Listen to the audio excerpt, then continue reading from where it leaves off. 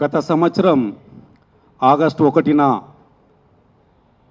ఈ దేశం లోపల అన్ని న్యాయమే, కేవలం ఎస్సీలలో ఉమ్మడి రిజర్వేషన్ ఏమే అన్యాయం అన్నట్టు ఈ సుప్రీంకోర్టు ప్రధాన సిజేఐ ఏదైతే ఉందో కేవలం ఎస్సీలలో అన్యాయం ఉందని చెప్పేసి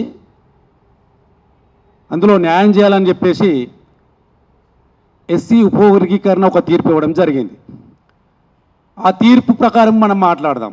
వాస్తవానికి మేము అంటే బహుశా మాల కులస్తులకు సంబంధించిన వాళ్ళు కావచ్చు, కొంత సామాజికంగా ఈ యొక్క ఎనాలిసిస్ చేసిన వాళ్ళు, కంచాయలయ్య మిగతా కొంత వాళ్ళు కూడా చాలామంది మేధావులు కావచ్చు, ఒక విషయాన్ని బాగా ప్రస్తావించడం జరిగింది. మేము ఎస్సీ వర్గీకరణ కానీ ఏదైతే న్యాయమైన డిమాండ్ చేయాలనుకుంటున్నారో దానికి మేము పూర్తిగా వ్యతిరేకం కాదు.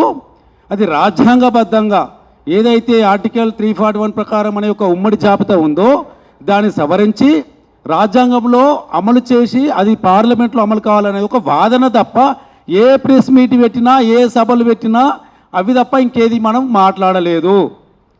ఇది మా నుండి స్పష్టత మీకు ఇవ్వదలుచుకున్నాం. ఇక తీర్పు ఏమిచ్చిందంటే అందరికీ తెలుసు, మళ్ళీ నేను రిపీట్ చేయాల్సిన అవసరం ఉంటుంది. ఈ యొక్క ఎస్సీ కులాల లోపల అంటే విజాతి కులాలు ఉన్నాయి, అంటే సజాతి కులాలు ఉన్నాయి. అంటే ఒకే కులం లోపల కూడా అభివృద్ధి చెందిన వాళ్ళు ఉన్నారు. అదేవిధంగా అన్ని కులాలను వివిధ ఎస్సీలో ఉన్నటువంటి ఉమ్మడి కులాలను తీసుకున్నట్లయితే అందులో కొన్ని కులాలను పర్సంటేజ్ వైజ్ చూస్తే కొన్ని కులాలు ఎక్కువగా అభివృద్ధి చెందారు, కొన్ని కులాలు వెనుకబడి ఉన్నాయి అనేది మనకు ఆ యొక్క సుప్రీంకోర్టు ఒక డైరెక్షన్ ఇచ్చింది. కేవలం చాలామంది ఏమనుకుంటారు అంటే హెట్రోజోనియస్ అంటే విజాతి కులాలుగా ఉన్నారు కాబట్టి ఈ యొక్క రిజర్వేషన్ను ఉపవర్గీకరణ చేయాలనేది. కానీ అదే సుప్రీంకోర్టు తీర్పులో హోమోజోనియస్ అంటే సజాతి కానీ విజాతి కానీ సజాతి వర్గాల్లో కూడా అంటే ఒకే కులంలో ఎదిగిన వారు ఉన్నారు, పేదవాళ్ళు ఉన్నారు. సో ఈ వర్గీకరణ మీరు ఎలా చేయాలనేది ఒక సూచన, డైరెక్షన్ అంటారా, అది ఇచ్చారు సుప్రీంకోర్టు. ఎవరికి? ఈ దేశంలో ఉన్నటువంటి రాష్ట్రాలకు. అదేంటంటే మీరు ఆయా ఎస్సీ కులాల్లో ఉన్నటువంటి వెనుకబాటుతనాన్ని దృష్టిలో పెట్టుకొని వెనుకబాటుతనాన్ని గుర్తించి వాళ్ళకు ప్రత్యేకమైనటువంటి రిజర్వేషన్ కల్పించాలని చెప్పేసి సుప్రీంకోర్టు తీర్పిచ్చింది. దాని ప్రకారము ఆ తీర్పు వచ్చిన తర్వాత నిజమైన గొప్ప తీర్పు, ఇది మొత్తం న్యాయమైన తీర్పు, ఇది ఘనమైన తీర్పు అని చెప్పేసి సెలబ్రేషన్ చేసుకున్నటువంటి మా మందకృష్ణ గారు అదే తీర్పు ప్రకారం వర్గీకరణ జరగలేదు కదా, మరి వేల మందితోటి సుప్రీంకోర్టు చాలా తీర్పు గొప్పదన్నప్పుడు మరి ఈరోజు జరిగినటువంటి వర్గీకరణ తీర్పుకు వ్యతిరేకంగా విరుద్ధంగా ఉన్నది కదా, మరి నువ్వు ఎలా దాని గురించి మాట్లాడట్లే ఏంటి? మా ప్రశ్న ఏంటంటే నిజంగా ఈ యొక్క ఎవరైతే సోకాళ్ళు మేధావులు ఇప్పుడొకరకు దిగంబర్ కాంబ్లే గారు చాలా చక్కగా వాళ్ళ గురించి చెప్పారు, ఎవరైతే విఠల్ గారు ఉన్నారో, తర్వాత పృథ్వీరాజ్ గారు ఉన్నారు, ఇంకా ఆ యొక్క సోకాళ్ళు అంటే మేమే మేధావులం అని చెప్పేసి ఇదే ప్రెస్ క్లబ్లో రోజు ఎక్కడో ఒక వంతాసుబల్తు మీటింగ్ పెట్టే వాళ్ళకు కూడా నేనేమడుగుతున్నానంటే ప్రజాస్వామ్యమైనటువంటి డిమాండ్ కదా, న్యాయమైనటువంటి డిమాండ్ కదా ఏది సుప్రీంకోర్టు తీర్పు. మరి ఆ తీర్పు ప్రకారం వర్గీకరణ జరగకుంటే మీ కళ్ళు ఎక్కడ పోయినాయి, మీరు ఎక్కడ కూర్చొని ఉన్నారని అడుగుతున్నా. మన విఠల్ గారు మైక్ పట్టుకొని అంటున్నాడు, ఆ యొక్క పాపం జర్నలిస్టులో కొంత సీనియర్ పీపుల్స్ రాలేరంట, వాళ్ళను ఒక వ్యంగ్యంగా మాట్లాడుతున్నాడు. వాళ్ళు ఎక్కడ పడుకున్నారు, ఏ మూలన దోచారు, గంట చక్రపాణి ఎక్కడ ఉన్నాడు, మల్లపల్లి చక్రపాణి గారు ఎక్కడ ఉన్నారు, వాళ్ళ జర్నలిస్టు గారా రావాలి కదా ఈ మీటింగ్ అని చెప్పేసి ఏదో గొప్పగా చెప్పారు. నేను అడుగుతున్నా, సుప్రీంకోర్టు ప్రకారము తీర్పు రానప్పుడు దానిపైన నిజమైన న్యాయమైన డిమాండు అట్టడుగు స్థాయిలో లబ్ధి పొందిన వారికి న్యాయం జరగాలి. ఇది మాది కూడా అదే లక్ష్యం. నేను మందకృష్ణకు ఈ యొక్క విట్టెలకి పృథ్వీరాజ్ మనం కలుద్దాం, కలిసి ఏం చేద్దామంటే సుప్రీంకోర్టు తీర్పు ప్రకారము వెనుకబడినటువంటి ఎస్సీ కులాల వారికి లబ్ధి చేకూర్చాలి. అంటే ఏంటి? అనుభవిక గణాంకాలు తీయాలి. ఇప్పుడు మాలలో చాలా అభివృద్ధి చెందిన వాళ్ళు ఉన్నారు, మాదిగల్లో చాలా అభివృద్ధి చెందిన వాళ్ళు ఉన్నారు, ఇంకా మిగతా కుల్లో అభివృద్ధి చెందిన వాళ్ళు. మళ్ళీ ఉమ్మడిగా ఒక కులాలకు పరంగా ఇచ్చినప్పుడు అభివృద్ధి చెందినటువంటి నా పిల్లగాడే బాగా చదువుకొని నేను అన్ని ఫెసిలిటీ ఇచ్చినప్పుడు నా వాడే కదా పొందుతున్నది కదా సమస్య కదా, ఇప్పుడు వాళ్ళే ముందుకెళ్తున్నది కదా సమస్య. మరి వీళ్ళకు కట్ చేయాలని చెప్పి సుప్రీంకోర్టు డైరెక్షన్ క్లియర్గా క్రిమిలియర్ విధానం లోపల తీర్పిచ్చినప్పుడు అది అవలంబించకుండా కేవలము కుల ఆధారంగా జనాభా ఆధారంగా అంటే ఇది ఒక ప్రజాస్వామ్యమా? ఇది న్యాయబద్ధమా? చెప్పండి. ఈ సోకాలు మేధావులు చెప్పాలి. అసలు ఎక్కడో కూర్చున్నారు, మీరు ఎక్కడ కూర్చున్నారు ఇప్పుడు చెప్పండి. అట్టడున్న స్థాయికి ఈయన మందకృష్ణ గారు ఏం చేశారు, చాలా వెనుకబడినటువంటి కులాలందరూ కూడా వర్గీకరణ కోరుతారు. వాళ్ళ యొక్క బాగు గురించే నా లక్ష్యం. వెనుకబడిన కులాల గురించే నేను యొక్క కృషి చేస్తున్నాడు. వెనుకబడిన వాళ్ళ గురించి, కులాలు కాదు. వెనుకబడిన వర్గాల్లో నీ మాదిగలలో 10% రేపు వచ్చిన జాబులు కొట్టుకపోతే న్యాయమా? కాసిం పిల్లలు, గాలి వినోద్ కుమార్ పిల్లలు, తర్వాత మీ పిల్లలు, తర్వాత మీ అల్లుడు డాక్టరు ఆయన పిల్లలు వీళ్ళు పొందుతూనే లాభమా? వెనుకబడినటువంటి వాళ్ళకి ఇవ్వాలన్నప్పుడు అన్ని కులాలలో, ఎస్సీలో ఉన్నటువంటి అన్ని కులాల్లో ఒక మార్జినలైజ్డ్ వాళ్ళ యొక్క ఎకనామికల్ బేసా, వాళ్ళు ఇప్పటివరకు గణాంకాలు లబ్ధి పొందిన వారా లేకుంటే లబ్ధి పొందిన వారా, ఈ 2 వర్గాలే చేయాలి యాజ్ పర్ సుప్రీంకోర్టు తీర్పు ప్రకారం. అప్పుడు నిజమైనటువంటి ప్రజాస్వామ్యమైనటువంటి న్యాయం అనుకుందాం.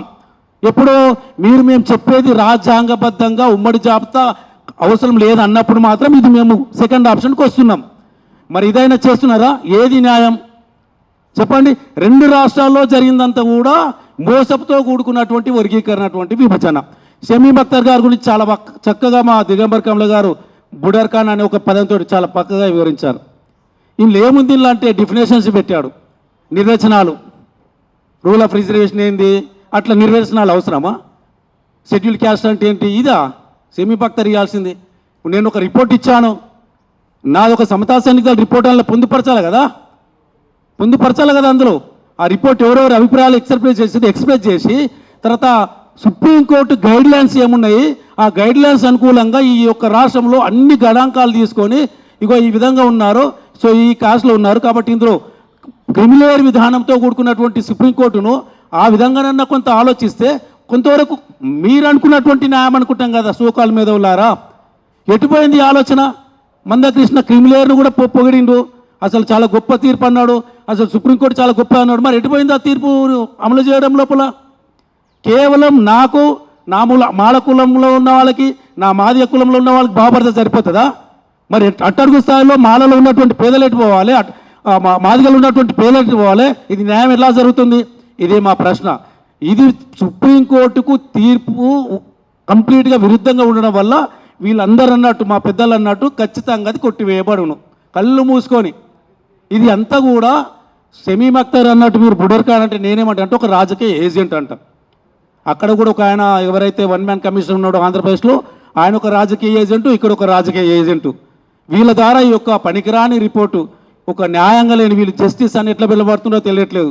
ఇంత దారుణమైన రిపోర్ట్ ఇచ్చేసి కేవలం కొందరిని అణగదొక్కే ఒక ధోరణి, అది ముఖ్యంగా మాల కులస్తులను అణగదొక్క ధోరణి చాలా స్పష్టంగా ఈ యొక్క రాష్ట్ర ప్రజలు గమనిస్తున్నారు. మన అసెంబ్లీలో కూడా చాలా చక్కగా మా మాల కులానికి చెందినటువంటి గౌరవనీయులు వివేక వెంకటస్వామి గారు కూడా చాలా స్పష్టంగా ఎక్స్ప్లెయిన్ చేశారు ఎవరు ఎంత లబ్ధి పొందారు. అరే వ్యతిరేకించాడు ఆయన, మేము కూడా వ్యతిరేకించామా? రాజ్యాంగబద్ధంగా చేసుకోమన్నాము. ఇప్పుడు ఏమంటున్నాం?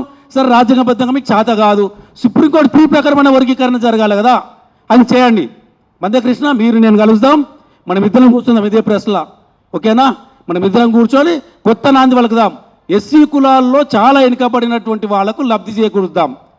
మీ కులంలో మా కులంలో బాగా ఎదిగిన వాళ్ళకు ఒక మార్జినలైజ్ చేసి, ఇంకా అన్ని కులాల్లో ఒక మార్జినలైజ్ చేసి మనం కలిసి ఒక కొత్త నూతన ఒక సామాజిక న్యాయం, అతి నిజమైనటువంటి సామాజిక న్యాయం చేద్దామని నేను పిలుపునిస్తూ, ఇది ఖచ్చితంగా సుప్రీంకోర్టు తీర్పుకు వ్యతిరేకంగా వచ్చింది కాబట్టి అదే సుప్రీంకోర్టు ఇది కొట్టివేయబడుతుంది. మేమేదో కొట్టేసాం, మేమేదో మాలల ద్వారానో ఇంకో ద్వారానో కొట్టివేయడం జరగదు. ఎందుకంటే న్యాయమైనటువంటిది కాదు. వీళ్ళకి మాత్రమేంటి రాజకీయం గడవాలి, ఈ 5 సంవత్సరాలు కూడా మాల మాదిగలు కొట్లాడుకోవాలి కాబట్టి వీళ్ళు ఏదో ఒక తీర్పు ఇచ్చేస్తారు, హడావిడిని ఇచ్చేస్తారు, మళ్ళీ వీళ్ళు వదిలిపెడతారంటారు. కానీ మేము రాజ్యాంగబద్ధంగా మాట్లాడతాం, చివరికి మీకు వచ్చిన తీర్పు ప్రకారం మాట్లాడుతున్నాం. కాబట్టి ఇది మా సమతా సైనికుల ద్వారా ఖచ్చితంగా న్యాయమైనటువంటి సామాజిక న్యాయం, అది ఏ కోణంలో అయినా. కేవలం మేము అస్పృశ్యులం అనే ఉద్దేశంతో మీకు అన్ని కులాలు ఏవైతే అంటరానితనం వ్యవస్థలో అంటరానితనం మేము కూడా అనుభవిస్తున్నాం కాబట్టి ఆ అనుభవిస్తున్నటువంటి ఒక అంటరానితనం వల్ల రిజర్వేషన్లు వచ్చాయి కాబట్టి ఇవి అంటరాని వ్యవస్థకు సంబంధించినటువంటి రిజర్వేషన్లు వర్గీకరణ చెయ్యొద్దన్నాం తప్ప మా కులంలో ఉన్న పేదలు మీ కులంలో ఉన్న పేదలు బాగుపడొద్దని కాదు. చేద్దామనుకుంటే కొత్త కోణంలో వేద్దాం, ఇది త్వరలో కొట్టివేయబడుతుంది. ఇప్పటి నుండి కొత్త పోరాటం మొదలవుతుందని తెలియజేస్తున్నాను.